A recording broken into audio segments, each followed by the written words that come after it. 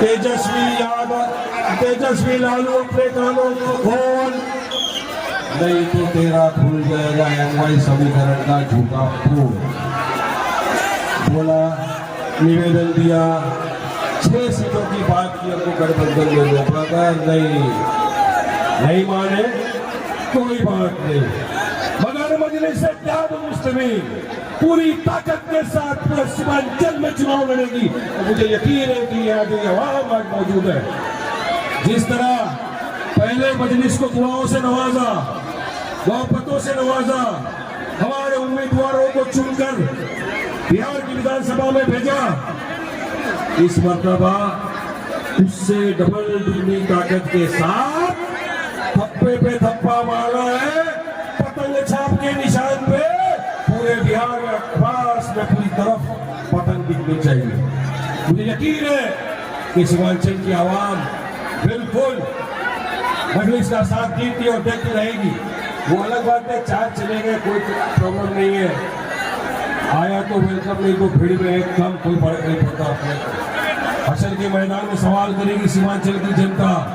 हमने मजलिस इत्तेहाद-उल-मुस्लिमीन को देखकर, बैरिस्टर सदरुद्दीन ओवैसी साहब के काम को देखकर तुमको वोट दिया था, जिताया था, इक़्तिदार कुर्सी दी, मगर तुम बिक गए, ईमान का सौदा कर दिया, सीमांचल के अवाम के पीठ पे खंजर भोंक दिया।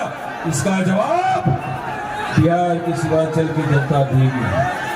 वो है ना एक डायलॉग, आसमान पर थूकने वाले को समझ लेना चाहिए, पलट के थूक उसी के मुंह पे गिरेगा, करारा जवाब मिलेगा, करारा जवाब मिलेगा। ये आपके हाथ में है। हमको चाहते हैं कि सीमांचल का विकास हो, सीमांचल को स्पेशल स्टेटस मिले 371 का, सीमांचल के अंदर भी आपके पास इंजीनियरिंग कॉलेज हो, आपके पास मेडिकल कॉलेज हो, आपके पास अच्छा अस्पताल हो, जहाँ आपका बेटा, आपका भाई, आपके परिवार वाले वहां जाकर इलाज ले। ये हमारी मंशा, ये हमारा इरादा है। और आपने देखा किस तरह से एक मर्द मुजाहिद बहादुर, जिसने सब चीज को ठुकरा दिया, करोड़ों रुपए ठुकरा दिया, इक़्तिदार की कुर्सी को ठुकरा दिया। मेरी नाम लेना चाहता हूं मैं अख्तर ईमान साहब का, असल शेर अख्तर ईमान साहब, जिसने कहा नहीं वारिस भाई, दुनिया क्या है, मुझे आखिरत को ऊपर वाले को भी मुंह दिखाना है।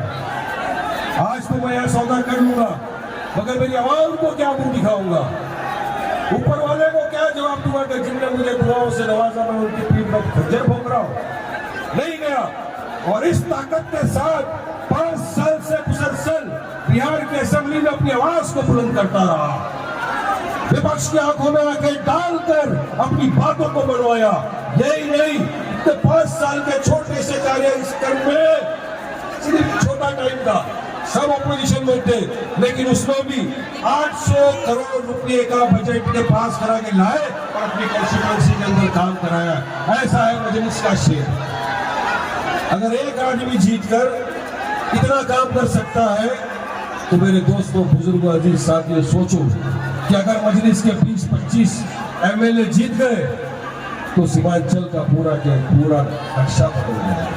यहाँ पर भी अच्छे रोड होंगे, आपके बच्चों को अच्छी फैसिलिटी मिलेगी, आपको तरक्की करेगा। लेकिन इसके लिए इत्तेहाद पैदा करना पड़ेगा, मुत्तहिद होना पड़ेगा, अपनी सफों में जो दरार है उनको खत्म करना पड़ेगा और मुत्तहिदा तौर से एक प्लेटफॉर्म पर आकर अपनी जमात, अपने कायद का साथ देना होगा और मजलिस इत्तेहाद-उल-मुस्लिमीन को कामयाब करके बिहार की असेंबली के अंदर भेजना पड़ेगा। साथ देंगे ना, मजलिस को कामयाब करेंगे ना, असद साहब अख्तर भाई की ताकत को बढ़ावा देंगे ना। शुक्रिया, शुक्रिया, सीमांचल की आवाम का बहुत बहुत शुक्रिया।